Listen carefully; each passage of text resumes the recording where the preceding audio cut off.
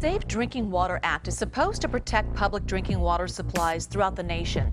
But Flint, Michigan's contaminated water crisis has been a wake-up call that there's no guarantee.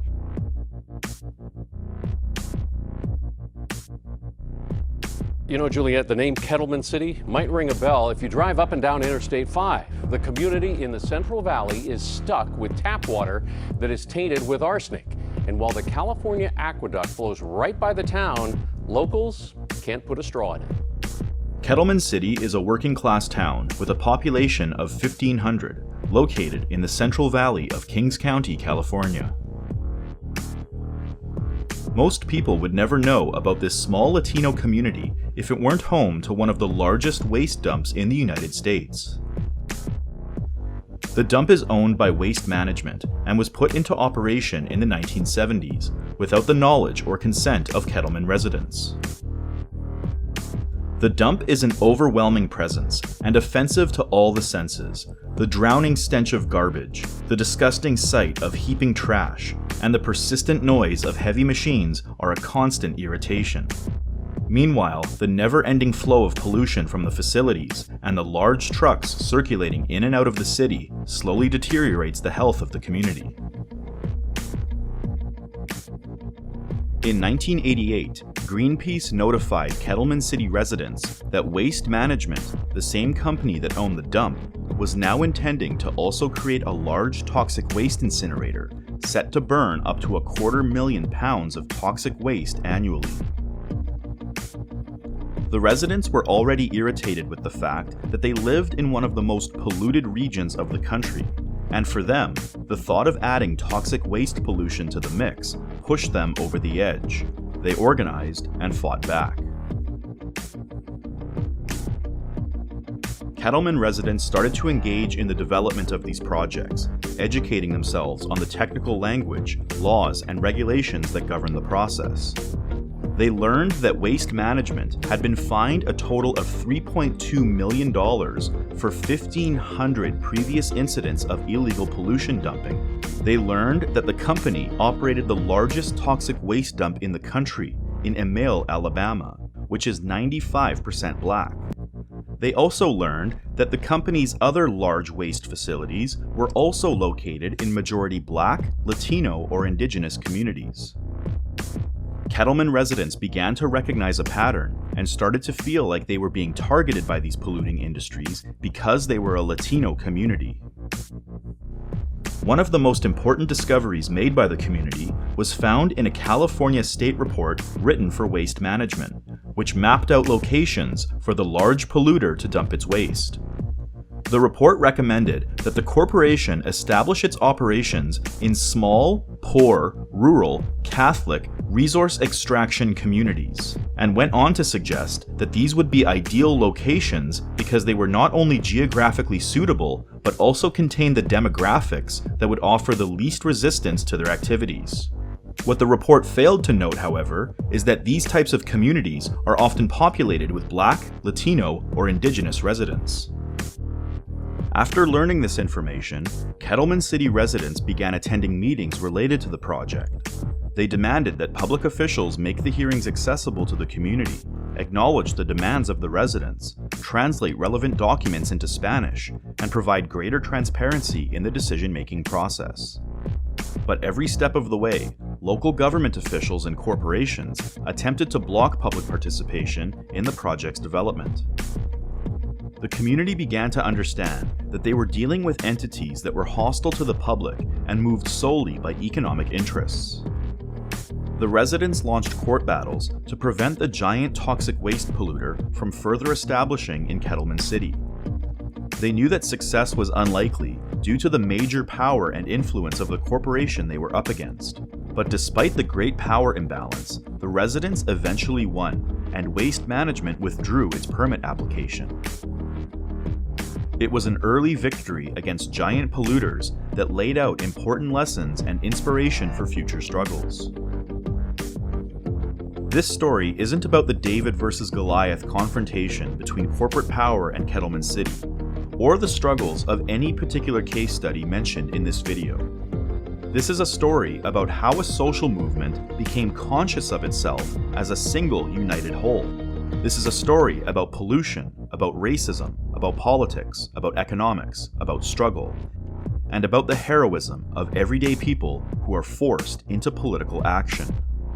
This is the story of the origins of the environmental justice movement. Remember that we stood up of ordinary, law-abiding people, and we weren't afraid.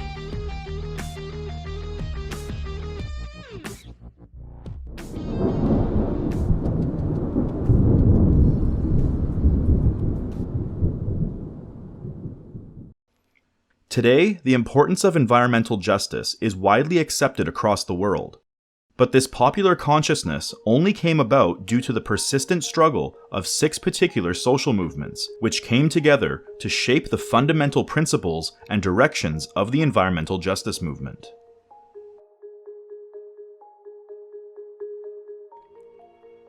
Since the earliest European settlers arrived on Turtle Island, the anti-colonial struggles of Indigenous peoples has consistently revolved around the question of environmental justice. European settlers saw North America as a vast territory of so-called virgin land, untouched, undisturbed, and theirs for the taking. Throughout the centuries, the continued influx and presence of European settlers has altered the entire ecosystem of Turtle Island and destroyed many Indigenous cultures along with it. The political and economic hegemony of European settlers continues to threaten Indigenous ways of life, particularly in relation to questions of land acquisition and land use.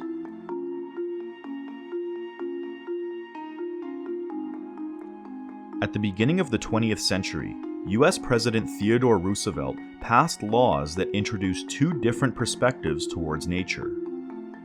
Protectionism was an approach that sought to leave nature untouched, while conservatism sought to expropriate materials from nature through environmentally sustainable means. Traditional environmentalists fight their battles in the courts and rely almost exclusively on litigation to combat environmental destruction. The Sierra Club, for example, has declared that litigation is the strongest tool the environmental justice movement has in achieving its goals. Traditional environmentalism has had some success through litigation, but this is a slow and often unsuccessful process. Many communities affected by environmental racism have been in litigation for decades. This is how traditional environmentalism represents a moderate, NIMBY, middle-class wing of the movement, which often finds itself in opposition to more radical factions that embrace direct action.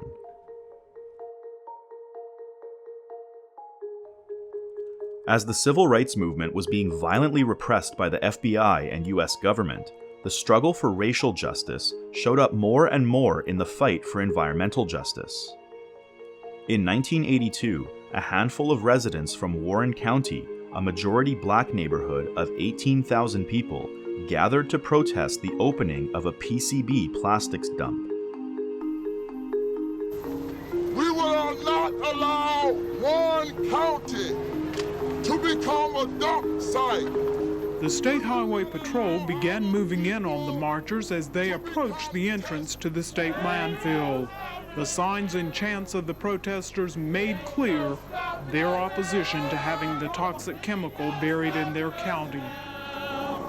Ain't no stopping us now. Ain't no stopping us now. I don't want this stuff thrown in my water. We're marching because we do not want this to affect our future.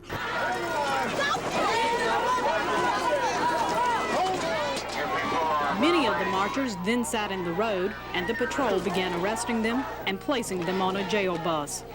One protester jumped in front of the first truck and was quickly hustled away.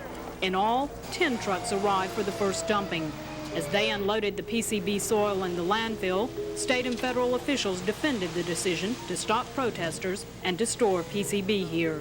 Brenda Summers, WB. In the end, 500 people were arrested for obstructing the dump site, which opened that same day.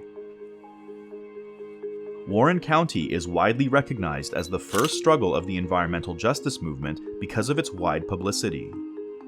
5 years later, civil rights leaders worked with the United Church of Christ to publish a landmark study which identified a widespread pattern of environmental hazards disproportionately affecting people of color.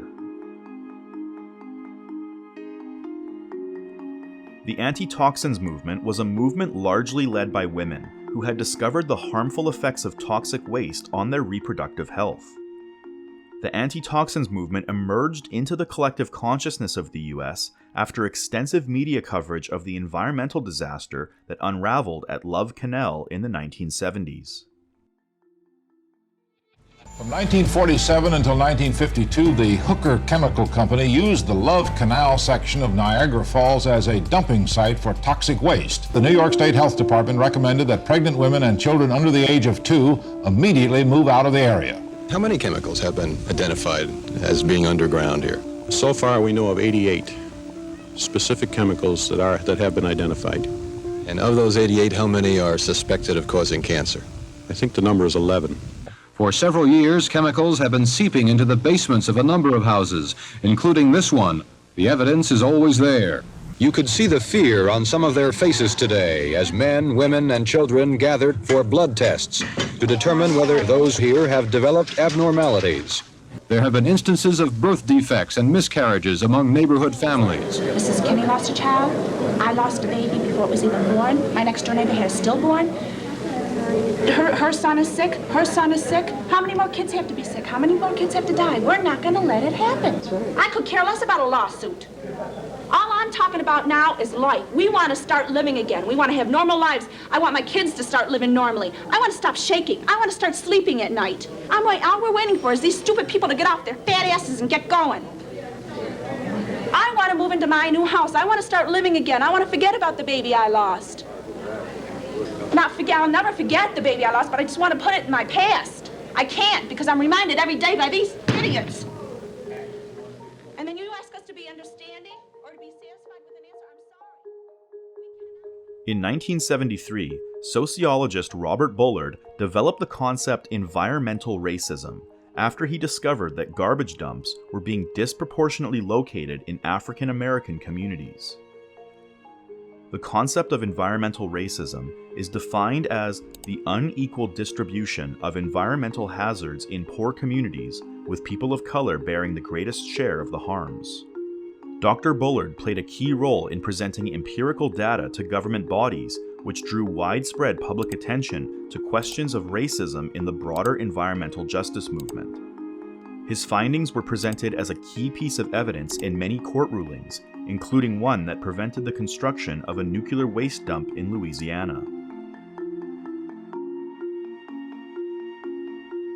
After World War II, large stockpiles of chemicals held by the US military were transferred to the agricultural sector to be used as pesticides, fertilizers, or herbicides. Farmers were the earliest to become exposed to the harmful effects of chemicals such as DDT and speak out against their use in agriculture. Shortly after, occupational health and safety regulations emerged as a result of organized labor pushing against the use of harmful chemicals in the workplace. The essence of the environmental justice movement is therefore decolonial, anti-racist, working class, and community-based, because these perspectives reflect the groups first targeted by environmentally hazardous industries. By the 1980s, these divergent movements had all recognized their common struggle against a common foe, and the environmental justice movement was born as a single, unified whole, conscious of itself, its goals, and its tactics.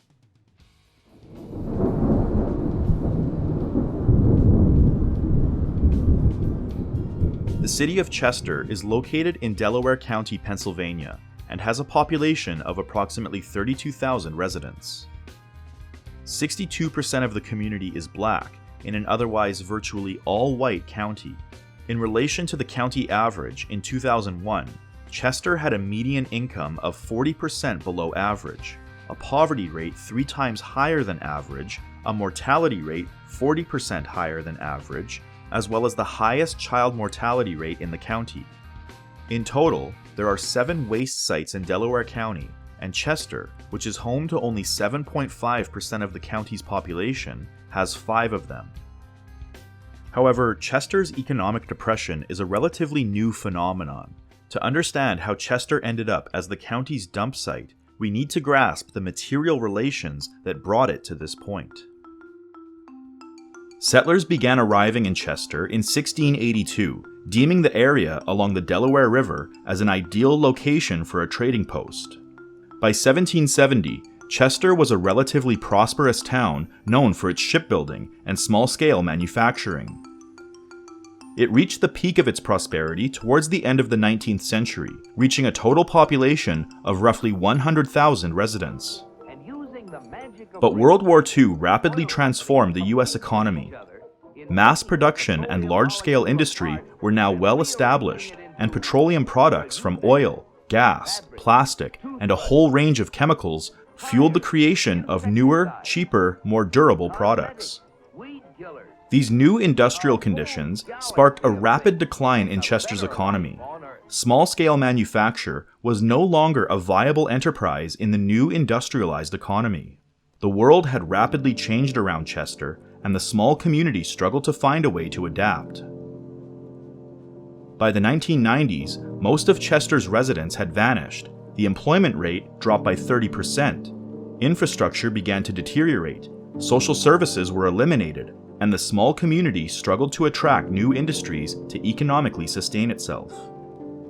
Mass petroleum production allowed for the creation of plastic and chemical products, which provided many cheap consumer commodities, but mass production also unleashed mass waste production, which gave rise to large-scale waste companies like Waste Management, who entered the market by approaching waste disposal as a profit-generating scheme. These new industries needed to establish their operations somewhere, and small cities like Chester, that were desperate to bring capital into their towns, had no choice but to take on whatever opportunities came their way.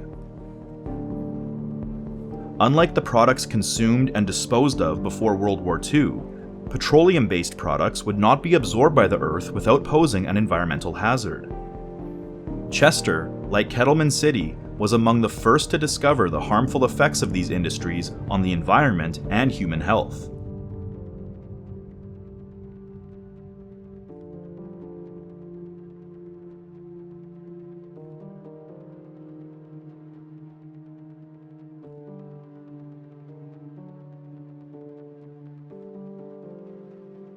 In 1992, Chester residents had learned that Delaware County had approved a permit for the construction of an infectious waste incinerator to be located next to the toxic waste incinerator already operating in the community. A group of residents band together to form the group Chester Residents Concerned for Quality of Living, CRCQL. Like Kettleman City, residents of Chester sought to involve themselves in the decision-making process, signing petitions, attending meetings, and doing what they could to make their voices heard. I don't know what's coming from that plant, but it's a stench that you've never smelled before. I mean, it is horrible. We have a high rate of cancer here. We have a high rate of leukemia here. We have high rates of a lot of things that we don't have answers to. Trash finds its way from Maryland. Trash finds its way from Virginia. Trash finds its way from Jersey to Chester. When the plants come here, they're bringing us jobs.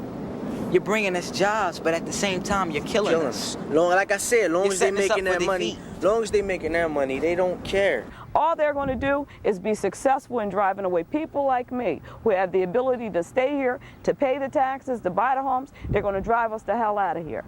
And those of us that they don't drive off, they're going to kill them slowly. If they put another plant in Chester, we will tear it down. They said to us that they weren't going to bring any more of this type of industry into Chester. And now they're sneaking it in. You still have other companies coming in. A lot of them are from out of the country, overseas, names that are disguised, trying to move in and get permits. There are proposals for what would be the world's largest tire incinerator and other waste-to-fuel schemes that are targeting the city. Because we're black, we're poor, low economics, low jobs. They think this is the ideal place to come and dump their trash and waste. It's actually become known as one of the nation's worst cases of environmental racism, and we're trying to figure out ways to get the community reorganized like we had in the mid-90s to be a powerful force for change and make sure that those things get stopped. The purpose of this facility is to process or burn the county's trash. We are capable of processing 2,688 tons of trash per day. That's a lot of trash.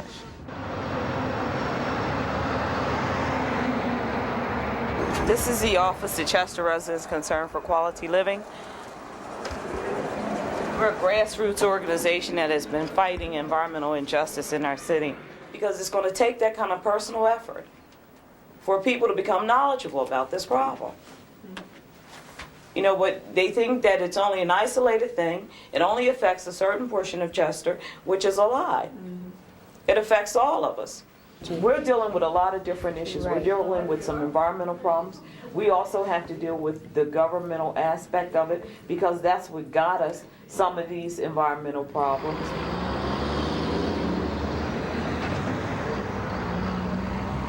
The economic benefits that they give this city are negated by the war that they have caused on our health. I have all kinds of health problems within the church community. And you know what? I've been going to these kind of meetings for 30 years. And I've seen all the games. I know how they're played, and I know that the players aren't here. Just let me say, and then I'll turn to Ms. Collier to respond, this problem is not going to be solved if you rely on other people to solve it. Now, I'm saying things that I could not say when I was the administrator of EPA. If Mr. McCabe could do it, I'm sure he would. He can't. If Ms. Collier would do it, I'm sure she would. She can't. There are sources and powers higher than both of them. CRCQL's efforts to join the decision-making process were stonewalled every step of the way. Some of the group members said that they felt talked down to and belittled in the process. Officials used language and jargon that the residents didn't understand and consistently corrected them on labeling the resource recovery facility a dump. One resident described how the company would gaslight the group with false information. They always tried to make us think that what was happening was not happening. After bouncing between public officials, CRCQL learned that a large investment banking firm, Russell, Rhea, and Zapala, which owned the land that the facility was to be built on, was also financially backing the project. CRCQL believed that they had found the culprit behind their grievances and decided to confront the company by showing up to their corporate headquarters in person. It's taken us 3.5 years to determine what is the force, who is the faction that has been behind these companies coming to our little teeny city in Chester. We don't want it. Hell no, we don't want it. It is that basic. It's that basic. It is that basic.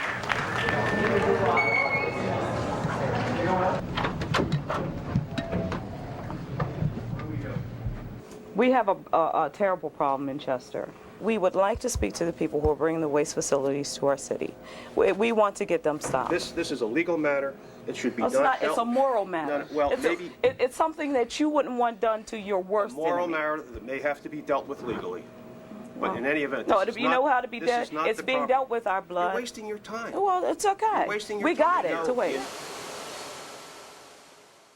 After realizing that they were unable to reach the attention of the major players by arriving at their offices, the group decided to start taking direct action, hitting them where it hurts by halting their operations. We live here, we're tired of the trash. So you need to go back where you were and just tell them we wouldn't let you in. It's not your fault. That's what I'm telling you. You just caught up in the middle, but you ain't getting in there today.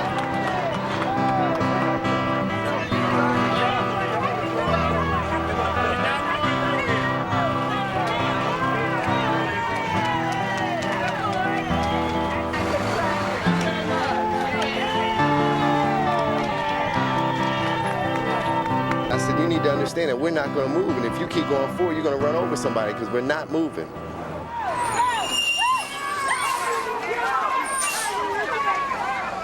I'd like to extend an official apology to the community for this type of action. He jumped in the truck and he drove the truck, and I understand he almost hit somebody.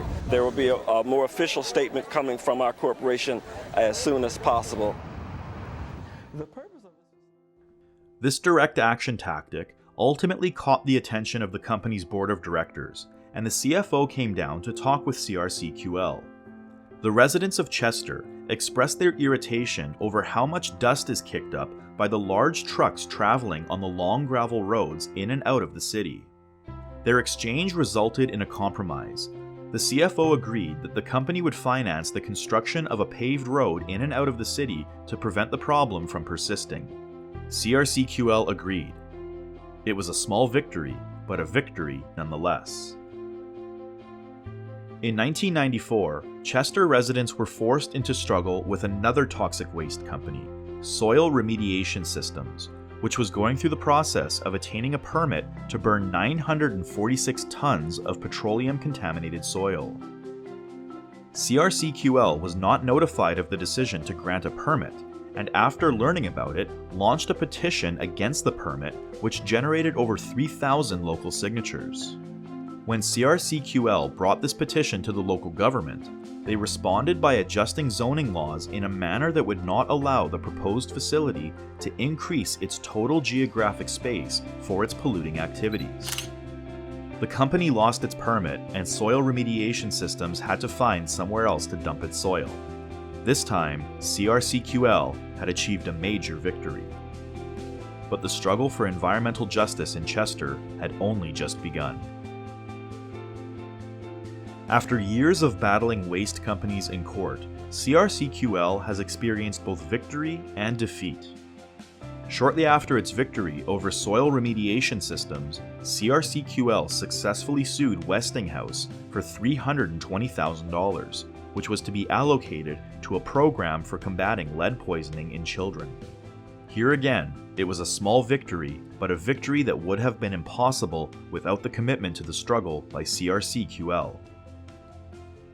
Today, Chester continues to be targeted by large polluting industries as an ideal location for its operations, and CRCQL continues on with the struggle for a better quality of life for Chester residents. The case of Chester demonstrates the economic power behind these decision-making processes. Financial firms, industry, federal regulatory agencies, local governing bodies, state governments, and the legal system all facilitate the interests of capital against the interests of the community. What begins to emerge from this picture is a whole network of legal, financial, industrial, and political interests that shape the decision-making process. All the major social institutions through which the fate of Chester is determined are shaped not by the people who live in the community, but by large corporations that seek to dump their waste there. The cooperation of powerful interests at this structural level also distributes liability around a number of stakeholders, and nowhere in the calculus does liability to the small community being affected come into account. In this way, no one single individual or entity is responsible for the processes that lead to environmental racism. In their struggle to confront the forces behind these toxic assaults, these community groups are generally directed from this to that official until they ultimately find themselves taking their struggles to the courts.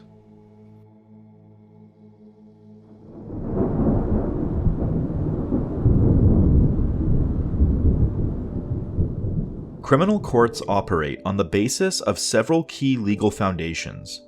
First, it operates on the assumption that the accused is innocent until they are proven guilty beyond a reasonable doubt.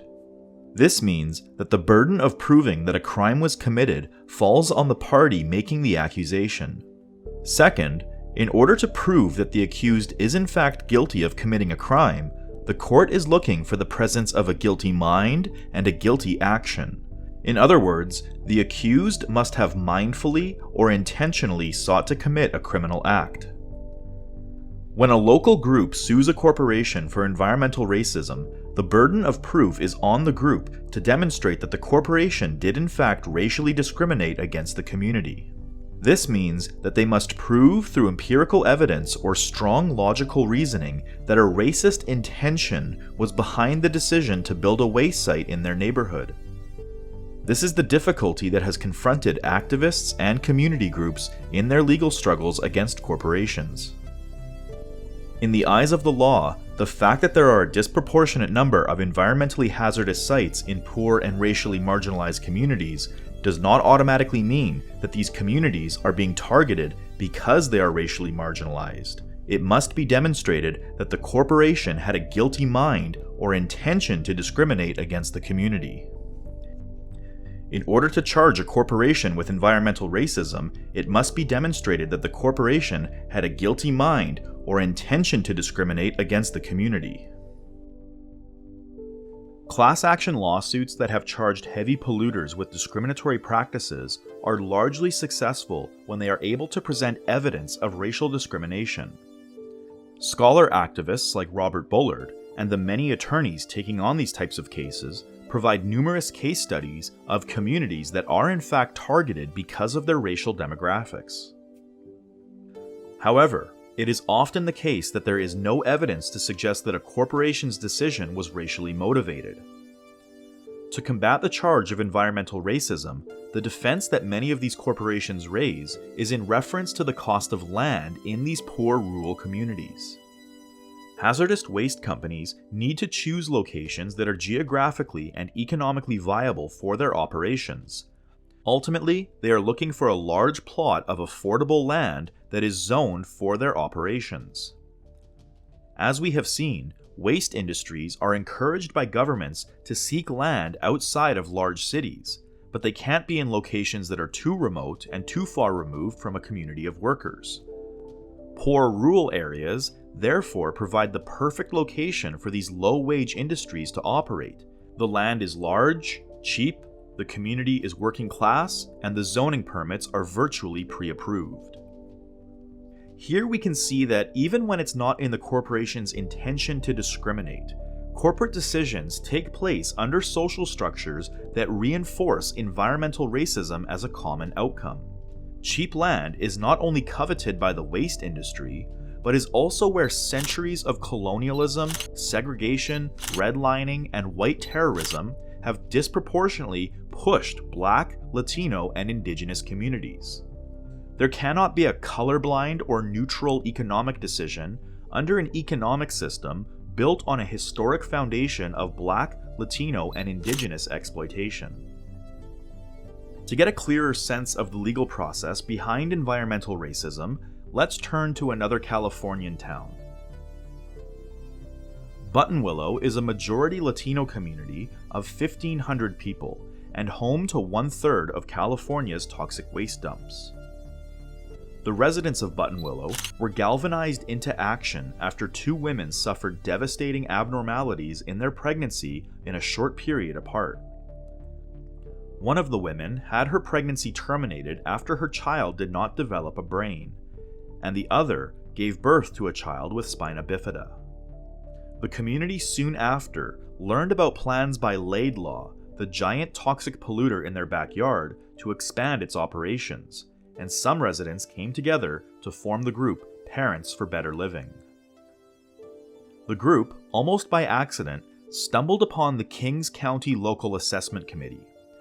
The committee was formed as a means of allowing the public to formally submit their concerns on local industrial projects. However, the virtually all-white committee contained no representatives from Buttonwillow and ended up presenting more challenges than opportunities for the residents. When the group attended a public meeting held by the local assessment committee, committee members refused to provide a Spanish translator. When one of the parents from the local Buttonwillow group defiantly commenced his speech in Spanish, he was interrupted and threatened several times until he was finally arrested and detained in a cell overnight. When the local assessment committee suspended meetings altogether, residents of Buttonwillow held marches and petition drives to amplify the voice of the community. Then, after 18 months of sidelining the group, the committee released its environmental impact report. It was written entirely in English, and the issue of the language barrier was raised once again. After some struggle, the committee eventually produced a Spanish copy, but it was only a fraction of the size of the original English copy. An opportunity for the Buttonwillow residents arose when a conflict of interest emerged between one of the local assessment committee members and the project being proposed. After he resigned, the Buttonwillow residents petitioned the Board of Supervisors to appoint a Latino from Buttonwillow, a motion that had great support from the community. But the board members denied the request and appointed a white Buttonwillow resident instead. This outraged the group, as well as one committee member, who resigned in protest, saying that he wanted to be replaced by one of the interested minority persons from Buttonwillow who have been denied full participation thus far. And in 1994, the Buttonwillow group finally got one of their members into the local assessment committee. The group also issued a formal complaint to the Environmental Protection Agency under the Civil Rights Act of 1964, which generated much press coverage and public attention to their cause. In 1993, the group took Kern County to Superior Court for environmental racism and other civil rights violations, but the judge, who was a personal acquaintance with the vice president of Laidlaw, dismissed the charges. However, in the judge's 1996 ruling, he ruled in favor of the group and set aside Laidlaw's permit because the local assessment committee did not follow the law when it unilaterally suspended its public hearings. This ruling was appealed by Laidlaw in 1997 and overturned in the higher court. Laidlaw was then free to proceed with the permit, but in 1998, it joined together with the county to file a strategic lawsuit against public participation, or SLAP suit, for $300,000 against the Buttonwillow group. The group offered to settle the claim outside of court by promising not to protest the next siting permit, but Laidlaw refused the group's offer and proceeded to take them to court. Fortunately for the group, the judge disagreed with the basis for Laidlaw's claim and decided to drop the suit altogether, citing it as frivolousness.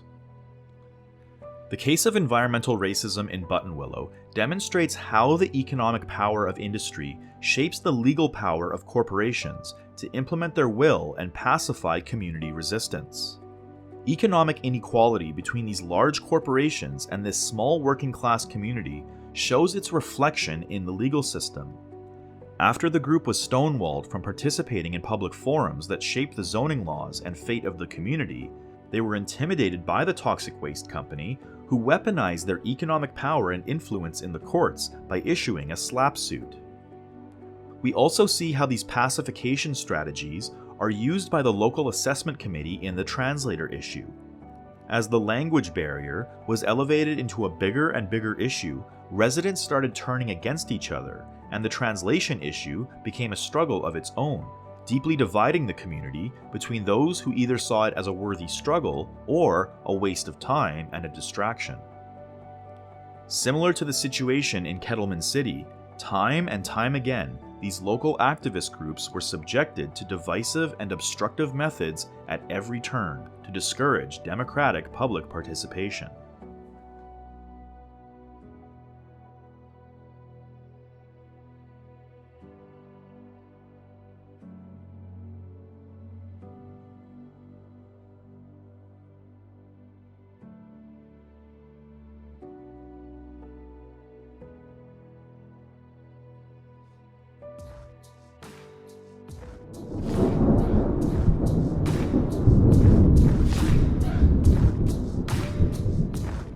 The longest-standing struggle for environmental justice, stemming from centuries of colonialism, has been waged by the indigenous population of Turtle Island.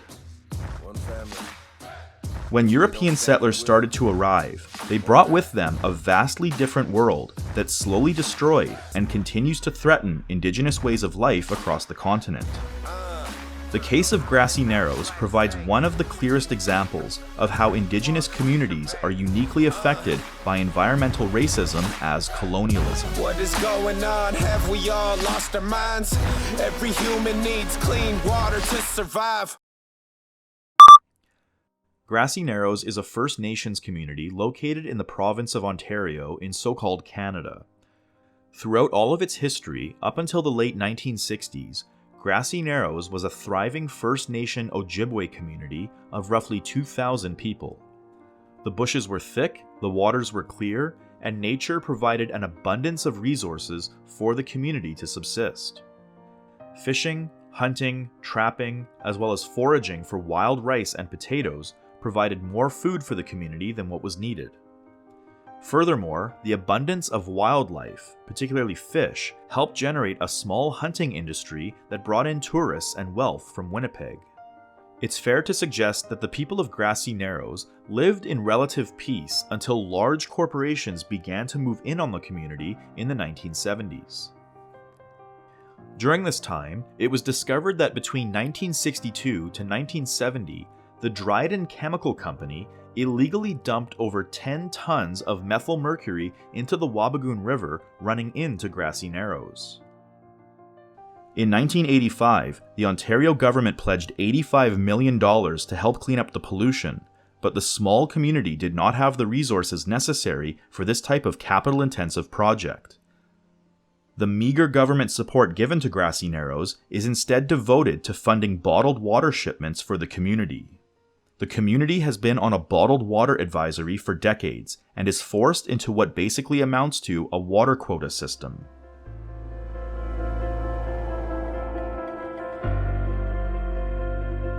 My name is Raphael Fobister. Hello, my name is Sheila Bruce. Darren Fobister. Judy De Silva. I am from Grassy Narrows. I'm poisoned by mercury, and I am a mother of 5. We'll have stomach problems if we try to drink the water. It's already killing us slowly. It's a struggle every day to not have clean drinking water. If we run out, then we have to wait until further deliveries come in.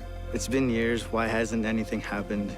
I'm Chief Simon Fobister, Surgeon Clan, Grassy Narrows, and we have 800 members that don't have access to safe drinking water. The mercury issue started in 1975 when we discovered the fish were dying. Our people are a river people. Historically, they lived from the water.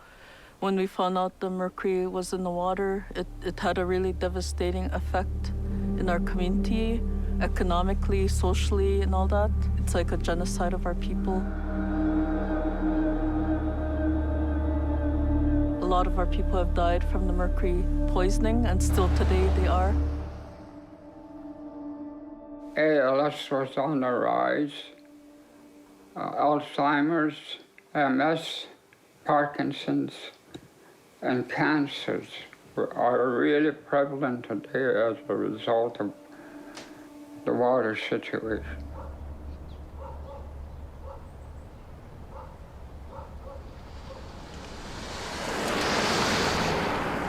Nothing happened to me personally because I always buy lots of water bottles. It's costing me money to actually drink water, and that shouldn't be happening when I'm at home. We have a water place in our reserve. They give out water to each and one of us, a water jug. But if we run out, it's a disaster. Like, we don't have a date. So when the water guy brings water, we have all our empties that we're collecting, so we trade full water jugs for our empty jugs, and that's how we get our water. We actually buying it from Kenora. The poor people, they are very desperate when they run out of water because they can't afford to go into town to get water. I could see it in them today when they're coming to get the water, how desperate they were, like there's no water. We should be drinking from our taps, not the water jugs. That's not normal.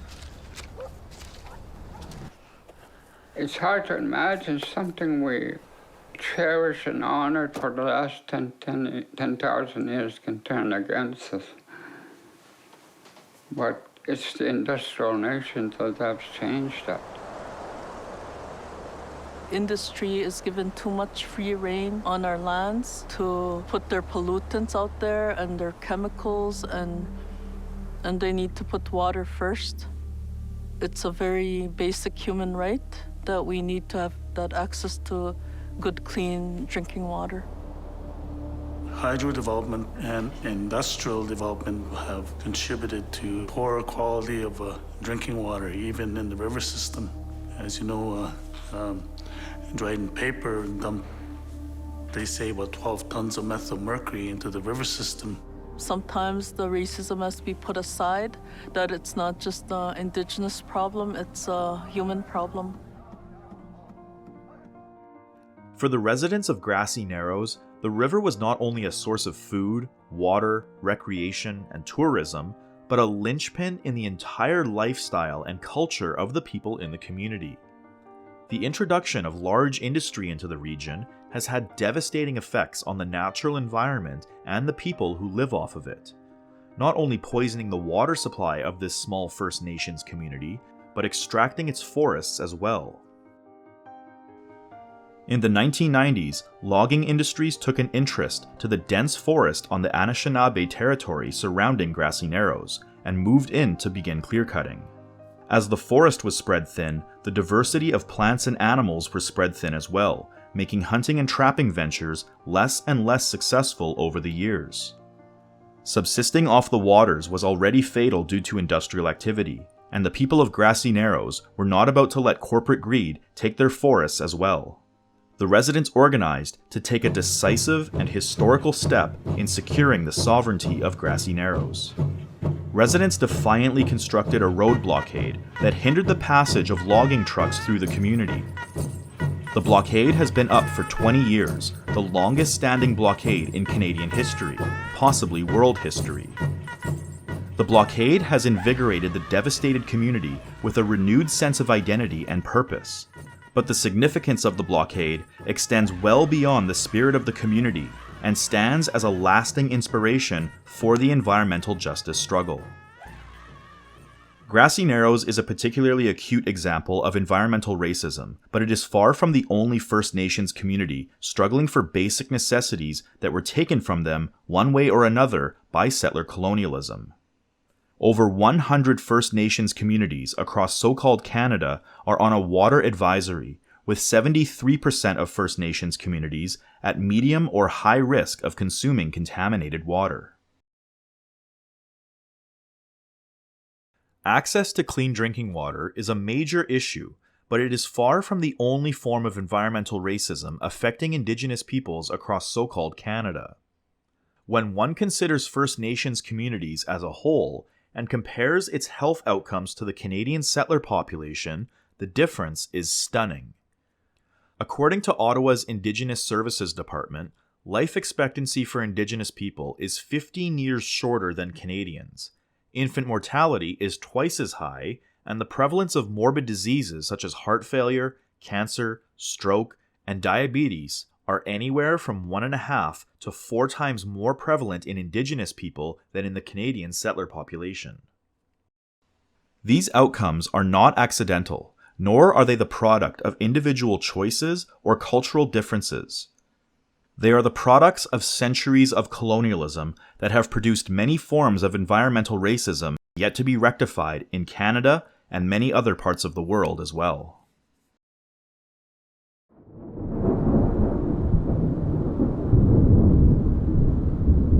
These case studies provide a snapshot image of social structure.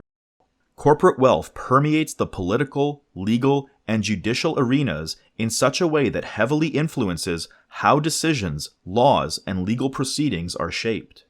This in turn demonstrates the magnitude of social power that flows from capital interests. But despite this overwhelming power and influence, the organizing efforts of local groups have demonstrated that opposition to corporate domination is possible, necessary, and effective. These small local organizations were able to affect social change in a direction they wanted to see, but it is also apparent that, however necessary these organizing efforts are, they are insufficient means for achieving a higher stage of struggle that begins with building collective power. In these struggles of these various communities, we see a dynamic interplay of forces existing at both the ground level and the level of social structure. At the ground level, Individuals are called into action when they recognize that their individual sickness, their individual headache, their individual nosebleed, or their individual miscarriage is not an individual matter, but a social matter. When a collective consciousness is formed around a social issue, it galvanizes ordinary people into action, and extraordinary leaders emerge among them. They demonstrate to the community and themselves that these large, faceless corporate structures that seem untouchable are in fact contestable and should be contested. The process of struggle is a process of empowerment, particularly in the small victories which help encourage the community to push forward. There's also a dynamic interaction of forces from above, in the interactions between the multiple social institutions involved in the processes of environmental racism. The domination of capital over the totality of social institutions, ranging from the economic, legal, political, judicial, or even ideological, shows that the environmental justice movement cannot constrain its perspective to this or that institution. Capital is an economic category, but its function needs to be challenged in every social institution, not just the workplace. This means that the struggle for environmental justice is a decentered struggle that must reach into every social institution. This also means that the struggle is not just for clean air and water, it is also a struggle for social justice, housing, food security, public health, education, job opportunities, and accessibility. Most importantly, it's a struggle for a society that achieves these things equitably, peacefully, and sustainably. The racial, economic, and geographic differences that govern the siting of waste dumps in Kettleman, Chester, Buttonwillow, or Grassy Narrows are now global. While Europe and its settler colonies generate the vast majority of the world's waste, this waste is dumped into poor Latin American, African, or Asian communities. If the environmental justice movement makes anything clear, it is the harm that private property yields on the social and environmental fabric of our world. Without placing private property and the power of corporations at the center of our critique, the environmental justice movement faces the risk of being co-opted by the powerful and compelling forces behind green capitalism. This is why organizing an intersectional political movement to confront the anti-democratic nature of private property and the effects it has on our lives and our world has never been more urgent. What the world needs now more than ever is a movement that places the voices of those under layers of oppression at the forefront of its leadership, and a movement that can translate its criticism of environmental injustice into positive and progressive political action for social and environmental justice.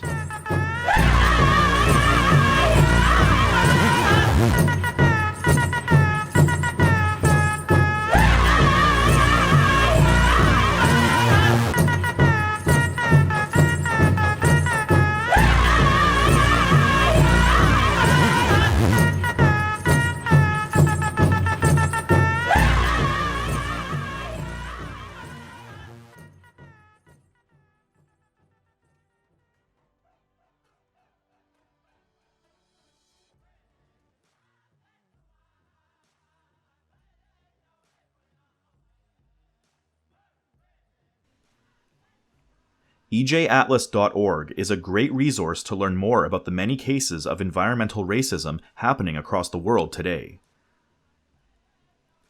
See the link in the description below.